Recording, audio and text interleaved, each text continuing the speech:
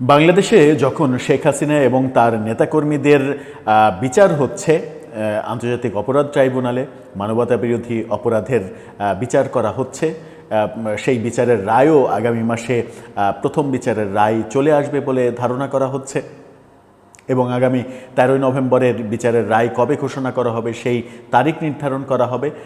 এরকম এই ব্যাপারগুলো নিয়ে সেনাবাহিনীর ঊর্ধ্বতন কিছু কর্মকর্তাদের 24 জন কর্মকর্তার বিচার শুরু হয়েছে ট্রাইব্যুনালে ওই একই অপরাধে।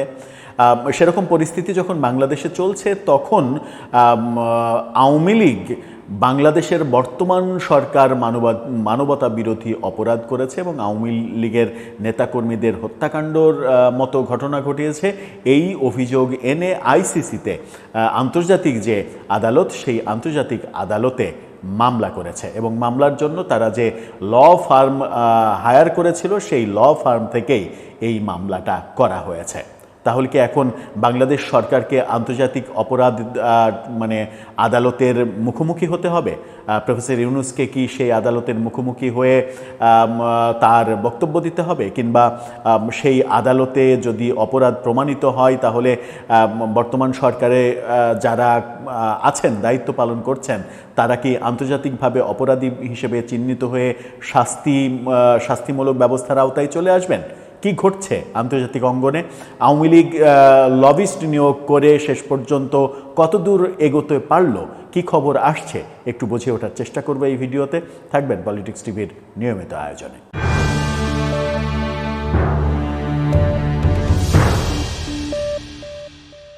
দর্শক, বলছিলাম বাংলাদেশে যখন শেখ হাসিনা সহ শেখ হাসিনার নেতাদের মানবতা বিরোধী অপরাধের জন্য শাস্তির ব্যবস্থা করার জন্য বিচার কার্যক্রম চলছে এবং বিচার কার্যক্রমের একটা মামলার রায়ও হতে চলেছে, ঠিক সেই মুহূর্তে আন্তর্জাতিক অপরাধ ট্রাইব্যুনালে আওয়ামী লীগের পক্ষ হয়ে একটি আন্তর্জাতিক ল ফার্ম মামলা করেছে আন্তর্জাতিক আদালত আইসিসিতে। কি বলছে বিডি নিউজ 24? বিডি নিউজ 24-এর রিপোর্টটা আপনারা দেখে নিতে পারেন। সেখানে তারা বলছে, মানবতা বিরোধী অপরাধের অভিযোগ নিয়ে আন্তর্জাতিক আদালতে গেল আওয়ামী লীগ। সেখানে বলা হচ্ছে সেটা হচ্ছে যে বাংলাদেশ আওয়ামী লীগ নেতাকর্মীদের হত্যা, নির্বিচারে গ্রেপ্তার সহ মানবতা বিরোধী অপরাধের অভিযোগে নেদারল্যান্ডসের আন্তর্জাতিক অপরাধ আদালত আইসিসিতে মামলার আবেদন করেছেন একজন ব্রিটিশ আইনজীবী আওয়ামী লীগের হয়ে। লন্ডনের ডাউটি স্ট্রিট চেম্বারের আইনজীবী স্টিফেন পাউলোস কেসি আওয়ামী লীগের পক্ষে এই অভিযোগ দাখিল করেছেন বলে চেম্বারের এক সংবাদ বিজ্ঞপ্তিতে বলা হয়েছে। ডাউটি স্ট্রিটের সংবাদ বিজ্ঞপ্তিটা আপনারা দেখে নিতে পারেন, যে সংবাদ বিজ্ঞপ্তিটা তারা তাদের ওয়েবসাইটে প্রকাশ করেছে। সেখানে সেই তথ্যটা তারা নিশ্চিত করেছে। জুলাই অভ্যুত্থানের পর মোহাম্মদ ইউনূসের নেতৃত্বাধীন অন্তর্বর্তী সরকারের সময়ে শেখ হাসিনার সাবেক সরকারের সঙ্গে যুক্ত ব্যক্তি ও আওয়ামী লীগের নেতাকর্মীদের উপরে পরিচালিত প্রতিশোধমূলক সহিংসতার বিষয়ে রোম সংবিধির 15 নম্বর বিধি অনুযায়ী তদন্ত শুরু করতে আইসিসির প্রসিকিউটরের কাছে অনুরোধ করা হয়েছে সেই আবেদনে।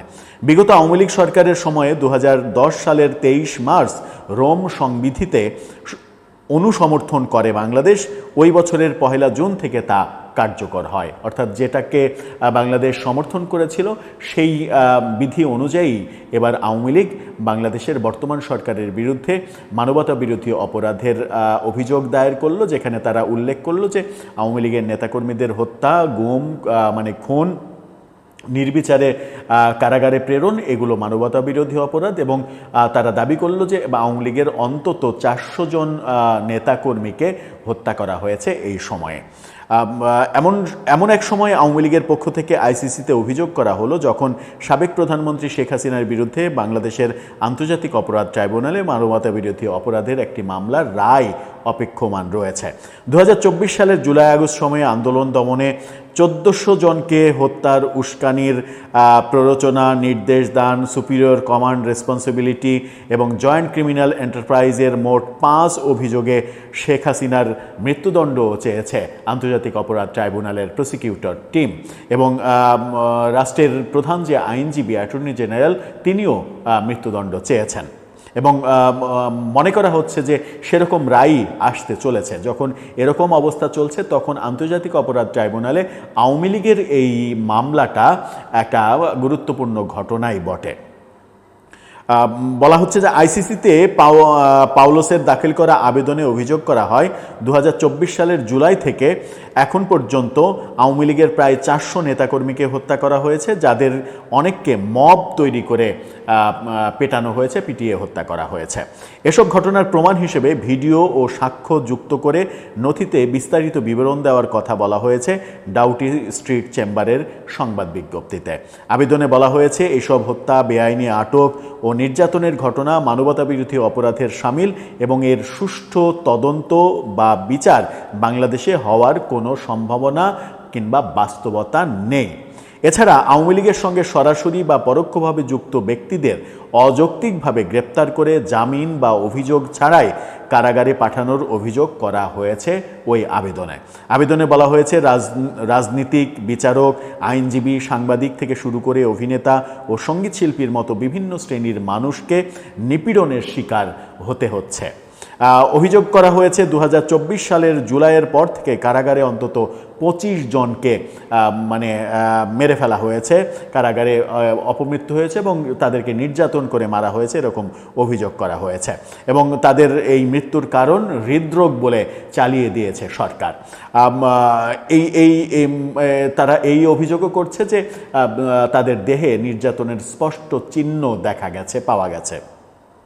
আইনজীবী স্টিফেন পাউলোস বলেছেন 2025 সালের ফেব্রুয়ারিতে অন্তর্বর্তী সরকার ডেভিল হান্ট নামে যে অভিযান শুরু করে, যার ঘোষিত লক্ষ্য ছিল আওয়ামী ফ্যাসিবাদ দমন, পুলিশ ও সেনাবাহিনীর যৌথ উদ্যোগে পরিচালিত ওই অভিযানে মাত্র 12 দিনে 18,000 মানুষকে গ্রেপ্তার করে যৌথ বাহিনী।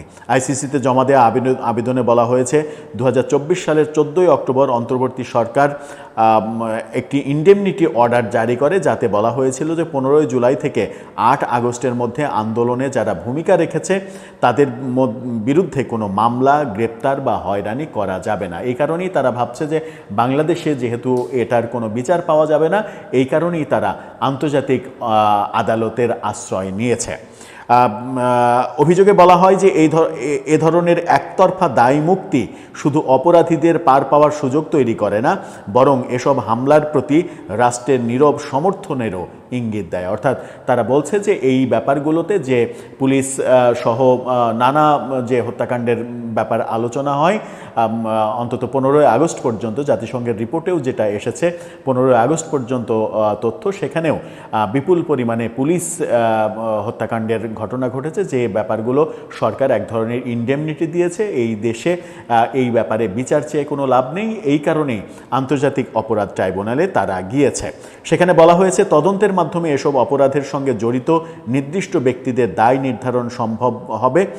রাজনৈতিক পরিবর্তনের সময় প্রতিশোধমূলক সহিংসতা এখন বৈশ্বিক উদ্বেগের কারণ হয়ে উঠেছে এবং এই ধরনের অপরাধ আন্তর্জাতিক অপরাধ আদালতের এখতিয়ারের মধ্যেই পড়ে। সুতরাং আন্তর্জাতিক অপরাধ ট্রাইব্যুনাল থেকে, অপরাধ আদালত থেকে যেন এটার তদন্ত করা হয়, তদন্ত করে প্রকৃত সত্য বের করে নিয়ে আসা হয় এবং দোষীদের শাস্তির ব্যাপারে যেন তারা উদ্যোগ নেয়, সেই আবেদনটা করা হয়েছে। দর্শক, এই অনেক দিন পরে আবারও আন্তর্জাতিক আদালতে এর আগেও 2 বার অভিযোগ করার ঘটনা আমরা দেখেছি। সেখানে 2 বারই সিলেটের সাবেক মেয়রকে ভূমিকা পালন করতে দেখেছি। এবারও এই কর্মকাণ্ডের সঙ্গে সিলেটের সাবেক মেয়রের ভূমিকা আছে কিনা সেটা নিশ্চিত করেনি বিডি নিউজ 24, তবে থাকতেও পারে। আবারও সম্ভবত এটা 3য়বারের মতো আন্তর্জাতিক আদালতে আওয়ামী লীগের পক্ষে অভিযোগ দায়ের করার ঘটনা ঘটল। তবে ডাউটি স্ট্রিট সম্ভবত প্রথমবারের মতো তাদের তত্ত্বাবধানে এই অভিযোগটা করলো। ডাউটি স্ট্রিট কিন্তু পৃথিবীর অন্যতম আলোচিত একটি ল ফার্ম, যাদের প্রচণ্ড সুনাম রয়েছে সারা বিশ্বে।